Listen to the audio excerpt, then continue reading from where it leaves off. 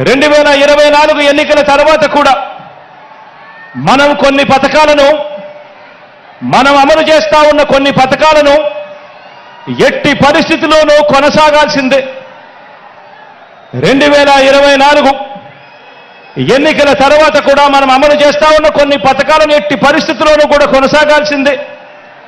ఉదాహరణకు అలాంటి 8 పథకాలు మీ అందరికీ కూడా ఇప్పుడు చెప్తాను.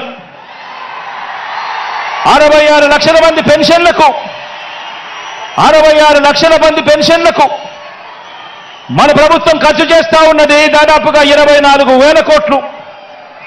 ఉచిత విద్యుత్కు రైతన్నలకు ఇచ్చే ఉచిత విద్యుత్కు మన ప్రభుత్వం ఖర్చు చేస్తా ఉన్నది 11,000 కోట్లు. సబ్సిడీ కింద బియ్యం ఇచ్చేందుకు మన ప్రభుత్వం ఖర్చు చేస్తా ఉన్నది మరో 4,600 కోట్లు. ఆరోగ్యశ్రీ, ఆరోగ్య ఆసరా, 104, 108 ఇటువంటివి ఎవరైనా కూడా ఖచ్చితంగా చేయాల్సిన ముట్టుకోలేనేటివి మరో 4,400 కోట్లు. పూర్తి ఫీజు రీయింబర్స్మెంట్ కింద మీ జగనన్న ఇస్తా ఉన్న విద్యా దీవెన, వసతి దీవెన కింద మరో 5,000 కోట్లు. సంపూర్ణ పోషణం కింద 2,200 కోట్లు. గోరు ముద్ద కింద మరో 1,900 కోట్లు.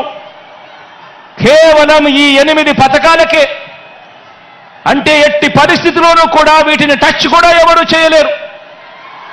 ఇటువంటి 8 పథకాలకే ఖర్చు మరో 52,700 కోట్ల రూపాయలు.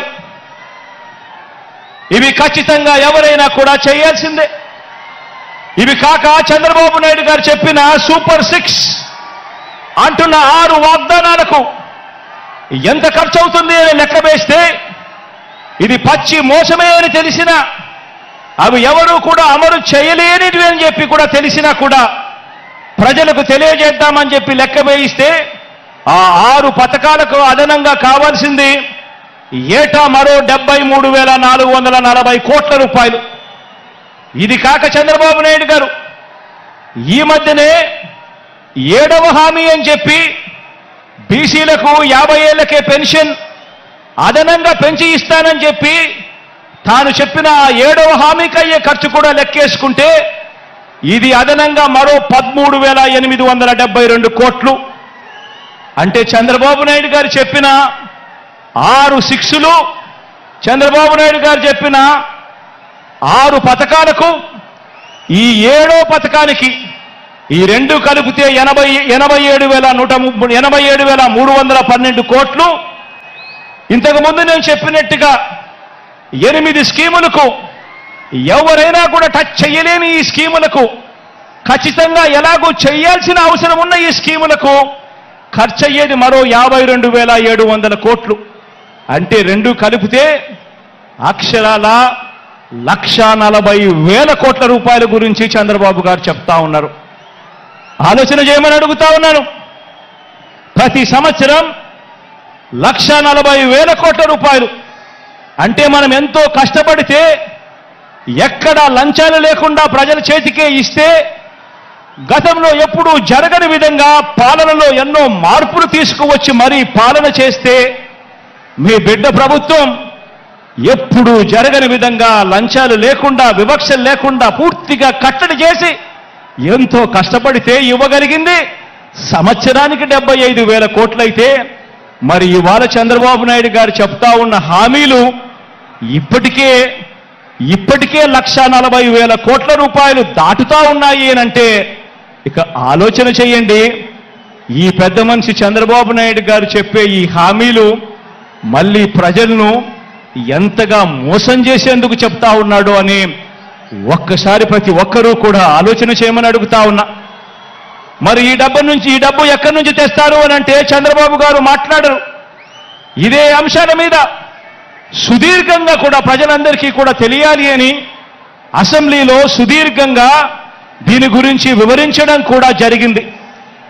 పేద ప్రజలు మరొకసారి నమ్ముతారేమో, మోసం చేద్దామన్న కుటిల ఆలోచనతో బాబు ఈ వాగ్దానాలన్నీ కూడా చేస్తా ఉన్నాడు.